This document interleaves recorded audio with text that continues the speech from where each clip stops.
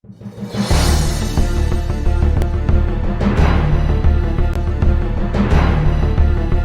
बादशाह के दरबार में एक अनजान व्यक्ति नौकरी की तलाश में आया। बादशाह ने उससे उसकी योग्यता पूछी तो उसने कहा कि सियासी हूं।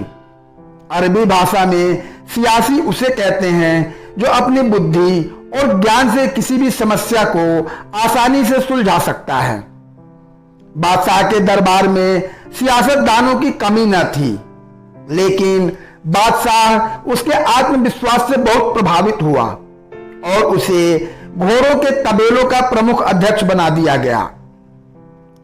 कुछ दिनों बाद बादशाह के मन में यह विचार आया कि अपने तबेले में सबसे महंगे घोड़े के बारे में जानकारी हासिल की जाए। इसी उद्देश्य से बादशाह ने तबेले के प्रमुख अध्यक्ष को बुलाया और उससे घोड़े के बारे में पूछा। तब उस व्यक्ति ने जवाब दिया, बादशाह सलामत, यह घोड़ा नस्ली नहीं है। बादशाह यह सुनकर हैरान हुआ। उसने उस आदमी को बुलाया जिससे वह घोड़ा लिया गया था।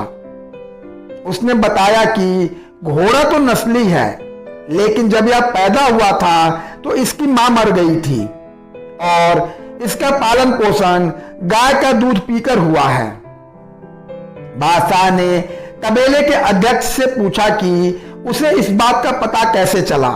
तब उसने जवाब दिया, यह घोड़ा जब घास खाता है तो गायों की तरह सर नीचे करके ही खाता है, जबकि नस्ली घोड़े जब भी घास खाते हैं तो घास मुंह में दबा लेने के बाद सर उठा लेते हैं और फिर खाते हैं। बादशाह उसकी अक्लमंदी से बहुत खुश हुआ और इनाम के तौर पर उसके घर अनाज, घी और बहुत सारी खाने की चीजें भिजवाई। इतना ही नहीं, उसे अपनी मल्लिका की देखरेख के लिए महल में तैनात कर दिया।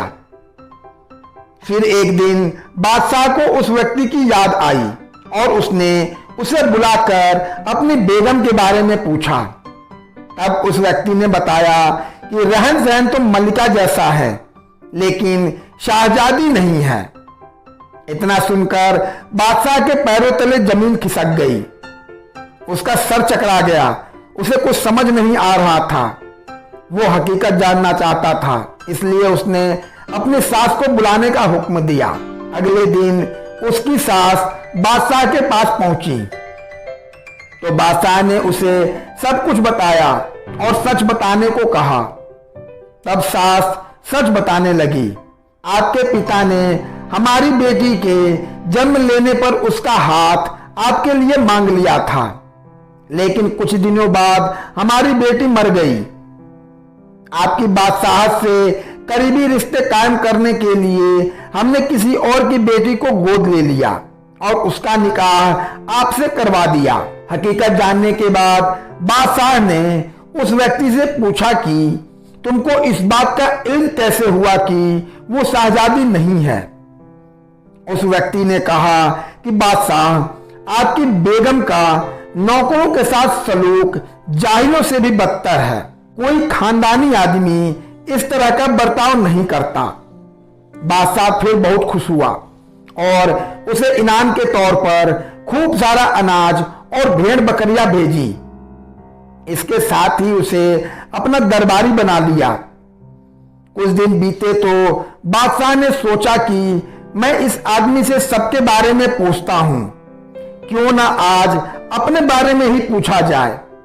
जब बादशाह ने अपने बारे में पूछा तो उस व्यक्ति ने कहा, अगर आप मेरी जान बख्शें तो ही मैं आपको बता पाऊंगा।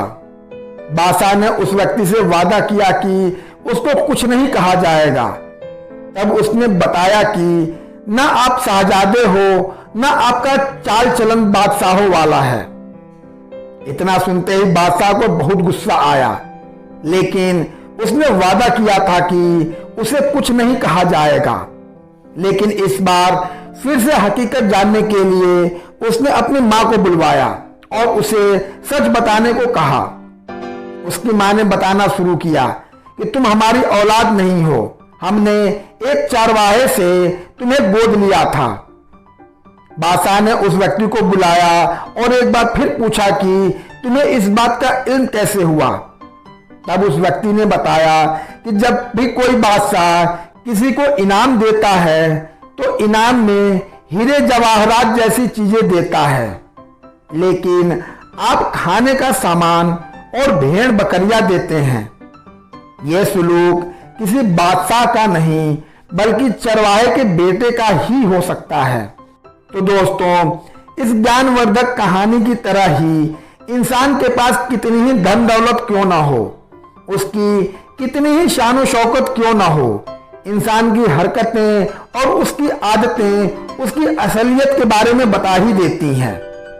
यदि आप चाहते हैं कि आपकी शख्सियत सबके सामने अच्छी बनी रहे तो अपनी आदतें बदलिए और सबके साथ सही ढंग से व्यवहार कीजिए। धन्यवाद।